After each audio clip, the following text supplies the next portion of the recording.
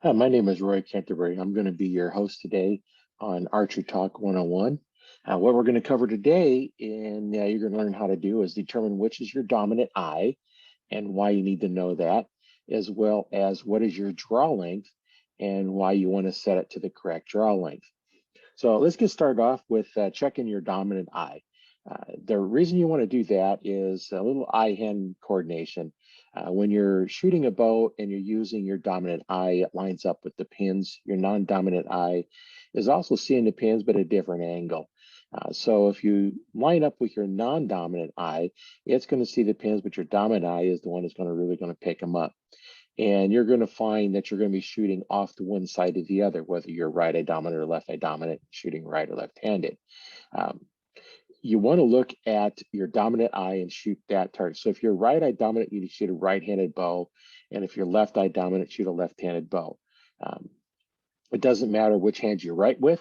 It makes a difference on which is your dominant eye.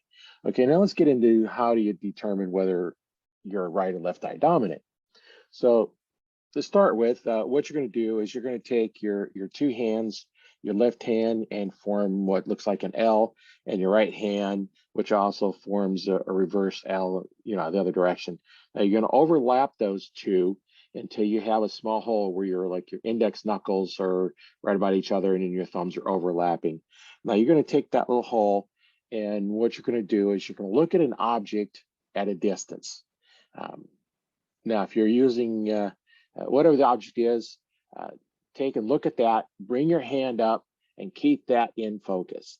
Now, if somebody's there to look at you, they're going to be able to look through that hole and see which is your dominant eye. Now, there's two ways that you can do this. One, keep that in focus and slowly move your hand back to your eye until you get against your face. Now, the eye that it's up to is your dominant eye. For in my case, that's my right eye. Now, bring that, keep that thing in focus. Now, the other way to determine which it is to close your left eye. If you still see the target you're aiming at, your right eye dominant. Now, open your left eye and close your right eye. Now, what you're seeing at that distance, that's how far off you'd be if you use your non-dominant eye. This also comes into play when you're doing other sports too. Say like you're shooting pool.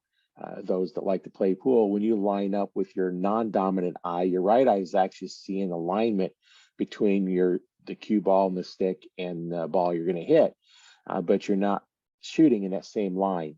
So if you're shooting right-handed and your right eye dominant, you're going to line up along with the stick where it's going to hit the cue and into the ball.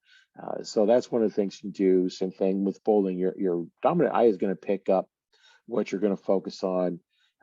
Even though there's not a lot of distance between the two, it can make a lot of difference in what you're doing. So now the next thing we'll cover is your draw length. Now, why you want to have the correct draw length? Well, one, if your draw length is too long, you're going to start hitting your arm. Take on the inside of your arm, the meaty part of the forearm. You're going to start smacking that, and that is going to start leaving a welt. The more you hit it, the bigger it swells up. The more it swells up, the more pain you're going to be in when you hit it, and you're going to kind of lose your desire to shoot the bow.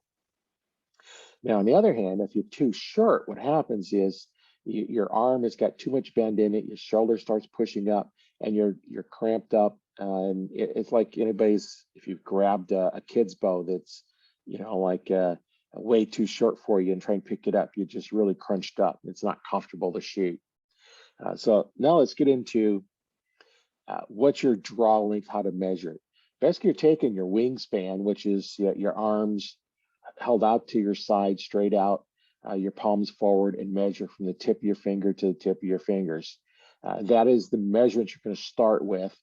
And then you're going to take and divide that by 2.5, and that is your draw length. Now, I recommend going about a ½ inch shorter because that gives you a little bit more bend. And those that are going to hunt or shoot outside during the wintertime, have a big, heavy coat, that also leaves you a little more room so that you're not hitting your coat with the string. And that can affect the arrow and throw it off a different path. So once you measure that with, have somebody else help you measure from the tip to tip, take that number, divide by 2.5, and that's your draw length. Now, if you don't have anybody else to do it with you, there's a couple ways you can do it. One, grab yourself a piece of paper or a piece of tape rather, and a pen or pencil, and put your back to the wall, put your fingers on one hand up against the wall, and then spread them out the other way, and now out as far as you can. Now don't stretch out, just comfortably hold your arms out. Now then, once you get your hands against the wall, the back of your hands against the wall, take and remove your hand from the corner that you put it in, and start folding over so you're looking at where your hand is, with trying not to move it off the wall. Now put a little mark on that wall, either with tape or a pencil or something. And then now just take a tape measure and measure distance from the wall to that mark you put on the wall. Now take that one and divide by 2.5 as well, and that is your draw length. And then, like I said earlier, just do about a 1/2 inch shorter, gives you a little extra room.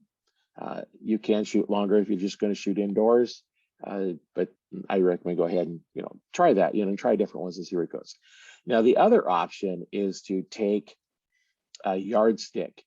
Now what you're going to do is you're going to put that on your chest, right below your throat. If you look at where your neck meets your chest, there's a little groove right there. Start from there, go down, put the yardstick right there, and then you're going to hold your arms out straight in front of you on the yardstick, and then see where your fingertips go.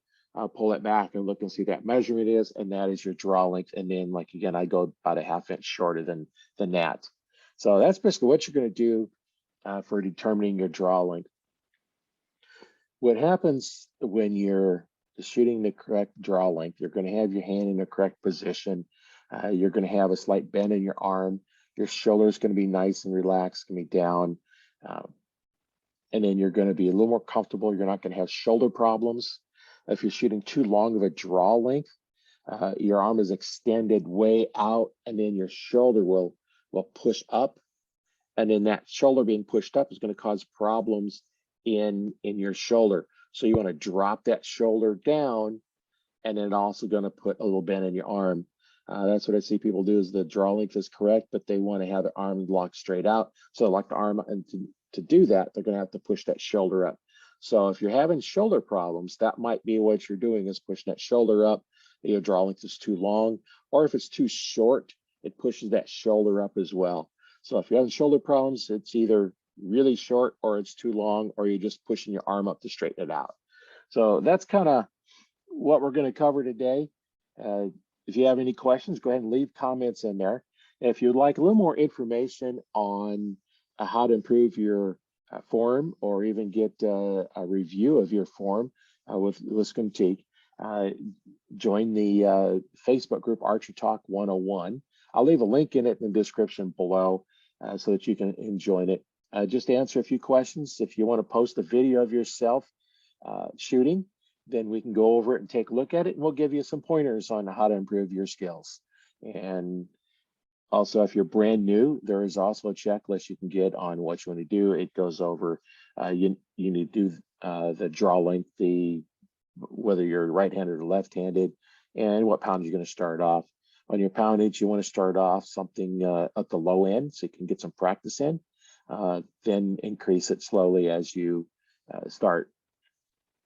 I started out my bow at 52 pounds, and then I eventually got up to shooting 70 pounds, but it takes a while when you get there. And the key is you want to be able to shoot a lot and be comfortable with it. So getting the right draw length and the right-handed bow will solve a lot of those problems. Thanks for listening to Archerytalk 101. This is Roy Canterbury. I've been your host today, and we'll see you next time.